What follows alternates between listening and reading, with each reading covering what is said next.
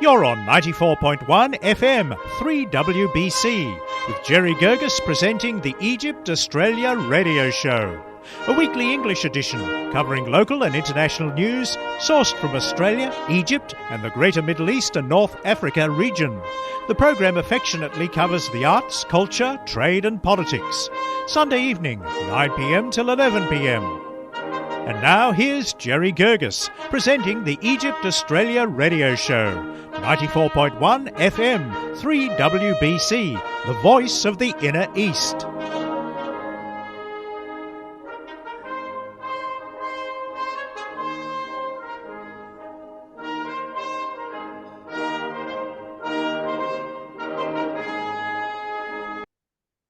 Welcome to 94.1 FM 3WBC, Egypt Australia Radio Show. I'm Jerry Gergis interviewing Mr. Atif Tadros, Principal and Founding Director at TK and Danny Cairo in Egypt. Today is Monday the 18th of March 2024. Mr. Atif Tadros founded the company TK and Danny in 1996 in Egypt with a mission to clarify and facilitate operations between both the suppliers and the buyers. TK Danny grows and trades in fresh produce and brokerage of dried food and special crops. Mr. Tadros and his team are hands-on expert consultants in the MENA, Middle East and North Africa region and are very well regarded. Hi and welcome, Mr. Tadros. Thank you. Can I start by highlighting these figures, sir? Australian fava beans, full medamis, and other legumes exported to Egypt is one of the great and ongoing trading partnership stories between Australia and Egypt. In fact, in 2016, Egypt imported roughly about 300,000 tons of fava beans from Australia to the value of 180 million Australian dollars. That grew later in 2021 to $215 million. The price ranged from $300 a ton to $600 a ton. With the recent devaluation of the Egyptian pound against the US dollar, and at the moment, roughly speaking, for our listeners, $1 is roughly about 50 Egyptian pounds. The question to you, sir, if we can start, Mr. Tadros, how will this affect the trade? Okay, thank you for the good introduction. And I trade with Australia since 1990. I used to be ABB, Australian Barley Board, and AWB, Australian Wheat Board, sole agent for both of them, same time to sell and to introduce both fava bean and lentil, not only fava bean, but also lentil from Australia to the Egyptian market, which value a lot the production of both fava and lentil from Australia to the Egyptian market. Both fava bean quality and lentil, whole red lentil, and few times red split lentil from Australia, very few times a split fava bean from Australia, but majority is whole fava bean and the whole red lentil to Egypt.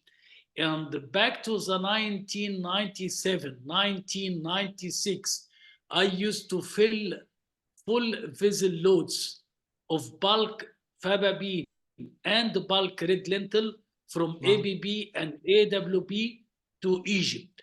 And one time I loaded one full vessel load of 13,000 tons of Albus lupins from Western Australia myself. So Australia has added big value to grow fava bean in good condition, not weevil damage, which gives it advantage to use as best and even number one canning quality worldwide, not only to Egypt. I used and I brokered lot of visitors from Australia to different parts of the world, like Jordan, Egypt, Emirates, to do canning. And all Egyptian factories since middle of 1990s, myself, I was a broker or agent to teach factories of canning faba bean in Egypt only to use Australian to avoid any insect damage.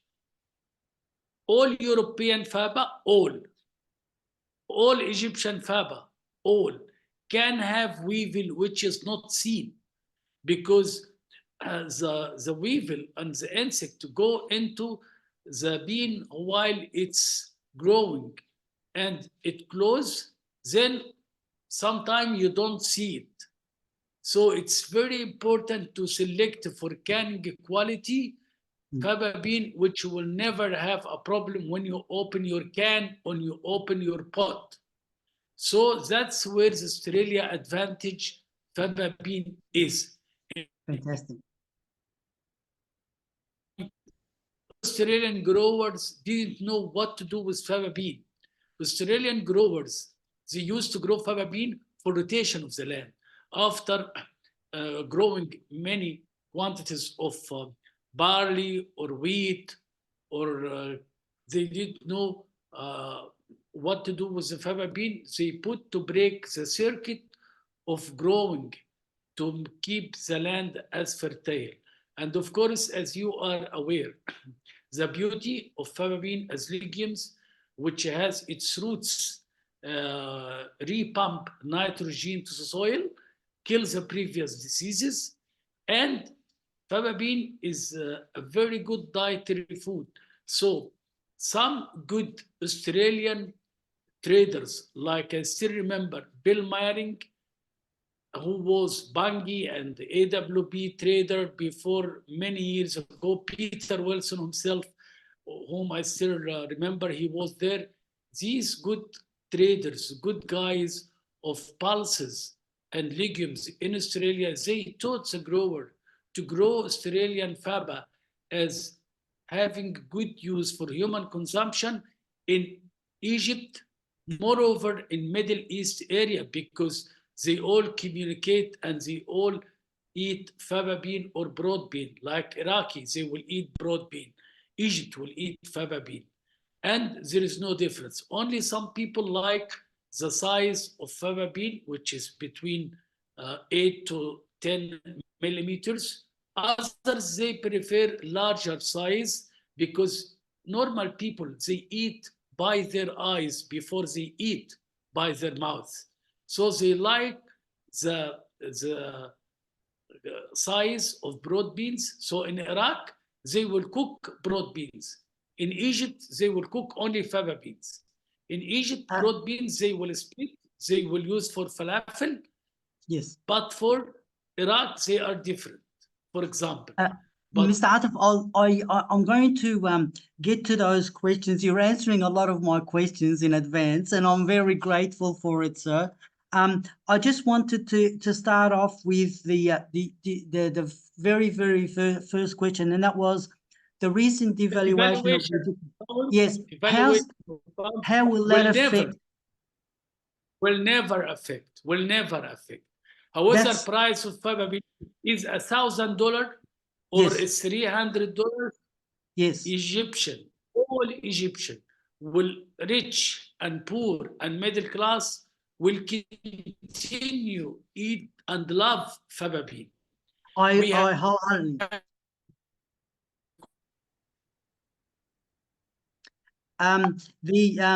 The recent main religions in Egypt. We have two main religions in Egypt. We have the Muslim people, we have the Christian people, and both of them just accidentally eat faba bean in their fasting periods. Yes. For Egyptian Copts Orthodox Church, they enjoy and they love and they eat faba bean 4 times long periods a year, in addition to every day.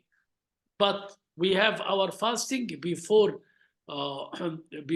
Easter, 55 days, and most of Egyptian, Christian, Copts, they eat vegan 100%, vegan, Yes. not vegetarian. Yes. They are vegan 100%. And of course, big part of their diet is fava bean in different shapes. Yes. We eat fava bean as cooked full medammis. Yes. Fava bean itself are split, grinded, and used in 2-3 ways. They used for making cooking like paste, which we call bisara. They grind and they fry, which is our burger falafel. Also, they make soup, which you call nabit.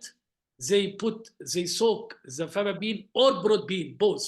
Yes. They soak in water for a little bit till it germinate a little bit. Then they make it soup and they call it nabit. They add just some lime and some cumin and they enjoy. Fava bean I'll get to that in a minute. Yes, sir. Mr. Tawadros, I will get that in a minute. We just got a couple of facts I just wanted to go over.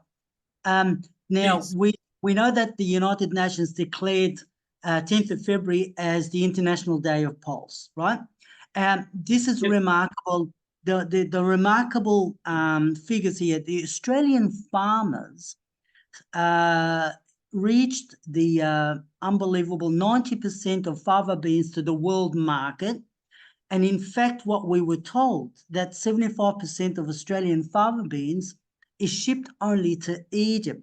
Now, we know that United Nations Food and Agriculture Organization, now their projection was 500,000 tonnes to 1.5 million tonnes of fava beans will be in demand annually. And we know that globally, 4 million tonnes of fava beans is consumed annually. Even though China produces 2 million tonnes, it also consumes 1.6 million tonnes.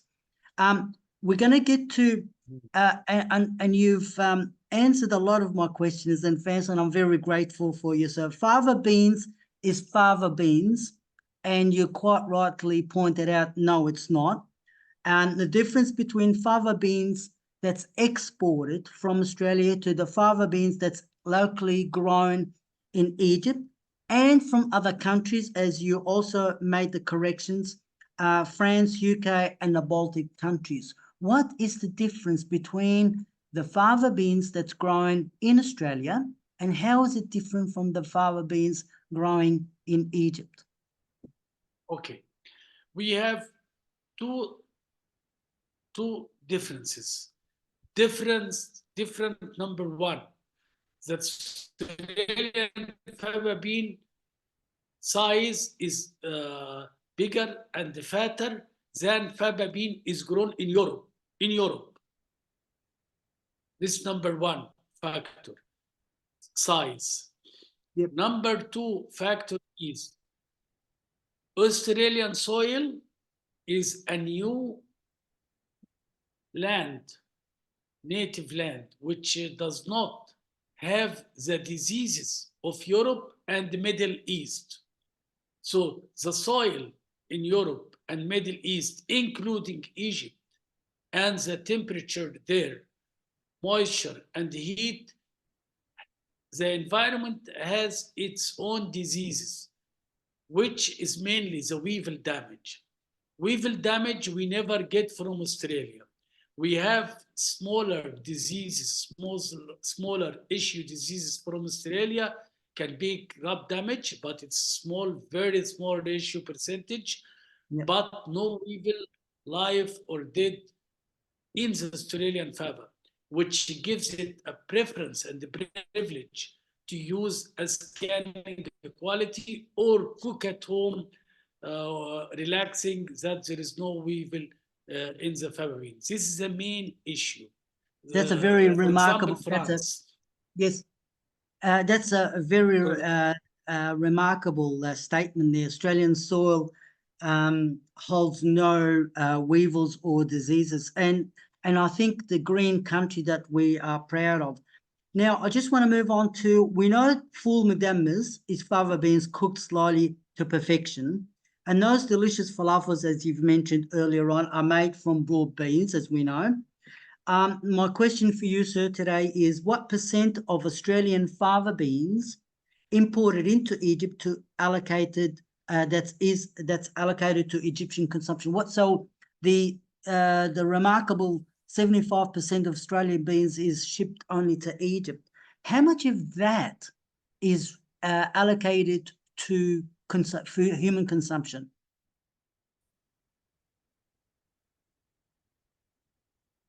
Not less than 90%. Whoa! Hello? Yes, absolutely. 90%. Not, So not not less less than 90%. that The does 10% will go to export. Will go to 10%. And very, very minor or less on out of split or out of cooking or out of bad storage used for feed. But for human consumption, Australian faba is the best. So we use for human 90%. Portion of it, maybe 7 to 50% for canning. Yep. And in Egypt, we split Australian faba and Australian broad beans if it is important from time.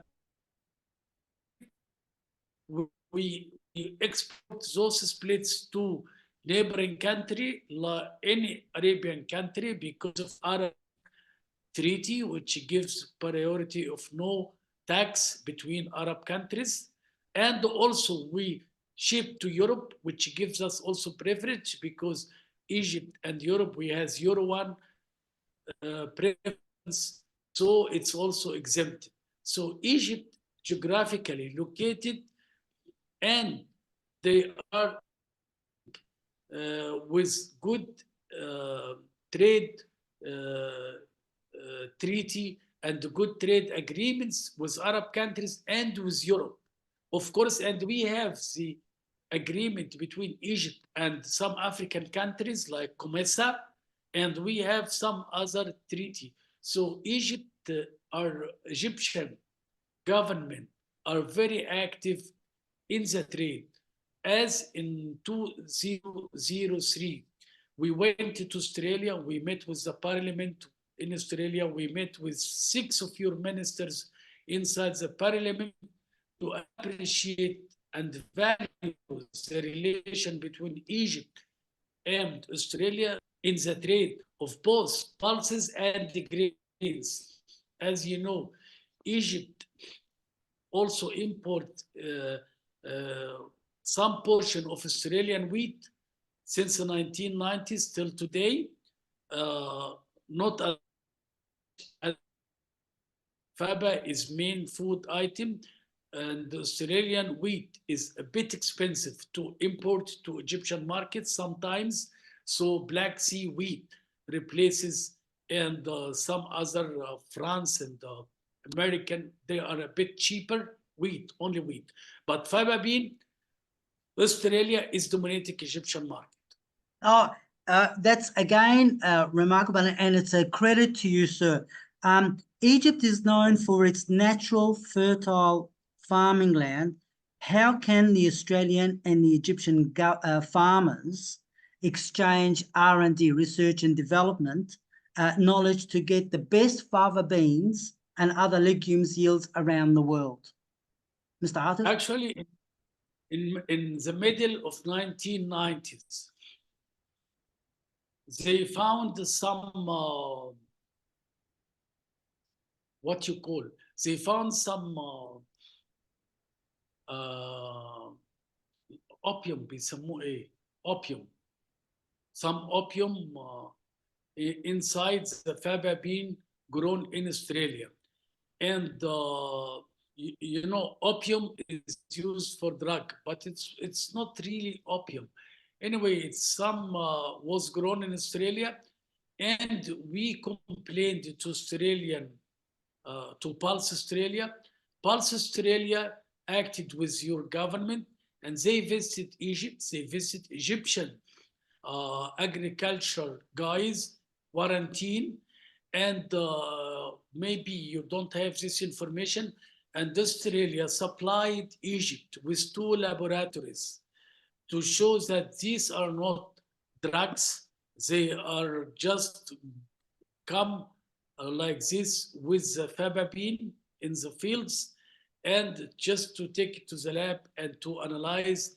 And fabapine is coming to Egypt, and the Egyptians are adding value by splitting, by cleaning. We take farmer-dressed fabapine because before they didn't know about how good the land of Australia producing fabapine, and no other seeds which will affect badly the Egyptian fabapine or the growing fabapine in Egypt. This is one point, and it's already did and developed. I was lucky to attend myself this experimental work and to see very close cooperation with Pulse Australia and government people in Australia, and I think Adelaide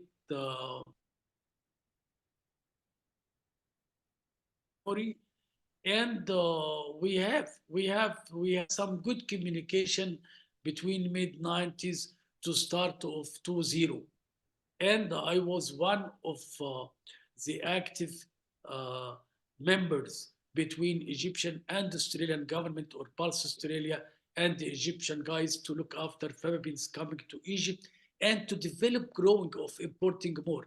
And I can tell you, Egypt annually has to import anywhere between 600 to 750, 800,000 metric ton weight of fabapine.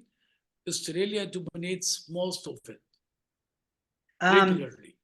That's remarkable. How the next question, Mr. Tadros, is how are the Egyptian and the Australian government working together in growing this trade? Now, you quite right. You did mention the canning factories and the agriculture science. When you met with the parliamentarians, the Australian parliamentarians, what year was that, sir? That was year 2003, and we went there because at that time balance of trade for Australia was exporting grains and legumes to Egypt, and the Egyptians were seeking to export some dates and citrus to the Australian environment. And as you know, Australian quarantine are very good guys and very strict to protect Australia environment for its own citrus growing, which is a different season from Egyptian. Same with dates and mangoes.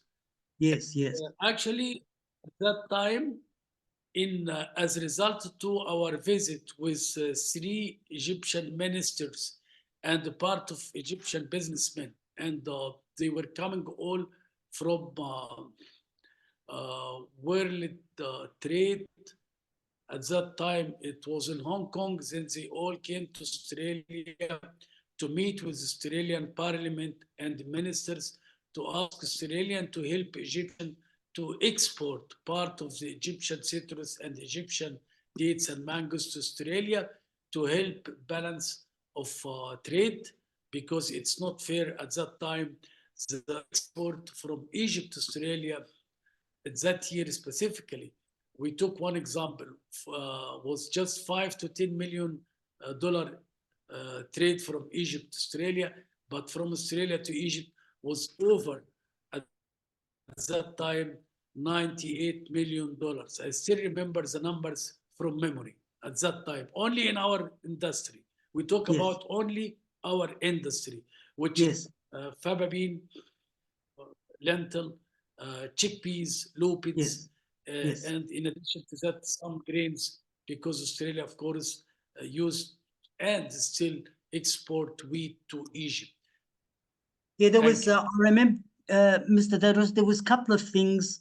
I do recall there was the initiatives on behalf of the Egyptian government wanting to self-supply their own wheat. That was one issue. Another issue that came out in the press was that Australian wheat had some purple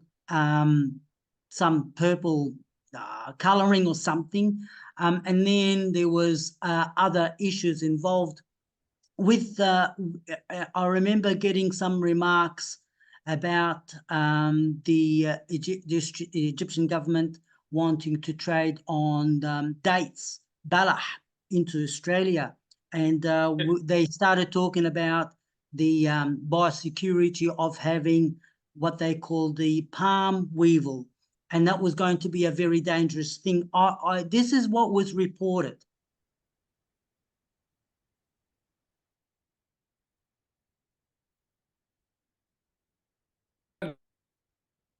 And the Quarantine Australia, they are communicating and cooperating, and there were massive visits between representatives from Australia and representative from Egyptian government.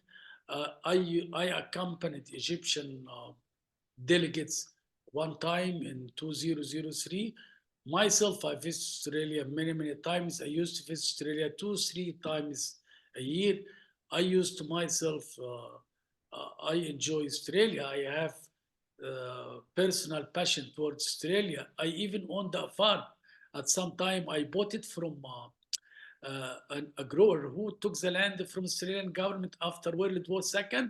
I participated with 2 of my Australian partners, Bill Meyering and Philip McAvoy, and we used to grow wheat and faba for 3 years between 2003 to 2006, close to Melbourne in an area named the Yallayapora district. And we succeeded, but for some commercial reasons, we traded and we sold it at a profit. There's always another chance for you to come back, and I think there's other opportunities. Egypt holds an annual Food Africa in Cairo, Mr. Tadros, trade event around December. Australia also puts on similar grains, pulse, and legume events around June. Will you be attending these upcoming conferences, and what would you like to see at these events, sir? Okay. TK, as Atif Tadros or member of my family, always attend this conference. We never missed it. Either myself or my elder son, Kirolus, we are always attending because Australia is very important part of the world to grow legumes and grains. And we cannot miss. We cannot miss. And what we would like always to say, and I did say 20 years back, I used to attend, since all times I attend, I asked the grain guys, please put main topics on legumes, on faba bean, on lentil, on Kabuli chickpeas, because it's all good and it's all part of the trade, dry beans trade. So I still insist and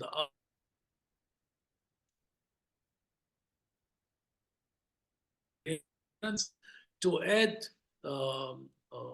topics on legumes, faba bean, chickpeas, lentil. It's very important. And for your information, when Australia started to grow a lot of lentil, I used to be the sole agent for the lentil company. I still remember the 2 guys, John Wayne, and I try to remember the other guy. And up to now, one of them is still active to grow seeds for other growers. So Peter Blair. Peter Blair is one of the good Australian guys who was managing the Red Lentil Company along with Peter Wayne. And I was their agent in the Middle East to sell the Australian lentil to Middle East and Egypt. And up to date, Peter Blair, who is a very close friend of mine, and I appreciate and value his work and his commitment to lentil growing in Australia. And he developed seeds all times for lentil and sometime for faba bean. So if he's hearing me, I say hello to Peter and I wish him all the best all times. Mr. Tedros, as you know that I'm coming very short on time, and I do sincerely want to thank you, sir, for allocating the time today. I think we've got, we have to allocate more time to talk more specifics and enriched conversation. We've got a new, the Australian ambassador to Egypt, Mr. Axel Werbenhorst, Australian ambassador to Egypt, and we've also got a new Egyptian ambassador, His Excellency Hani Mohammed Nagy Abdel Hamid. He's just come on board, so we will make sure that when you come and talk to the Australian parliamentarians, we have all these people involved, and we put fava beans and legumes on the agenda so that we have this fantastic relationship with Egypt and grow it ever so more. Anytime, you are most welcome. And I do like to thank Australian agronomists who are looking after all legumes and faba bean. And one important information, one of the scientists is sending to me personally from time to time many new varieties, faba and cooking size commercialization. Thank you. Thank you, sir, and good night from us. Bye now. Thank you. Bye.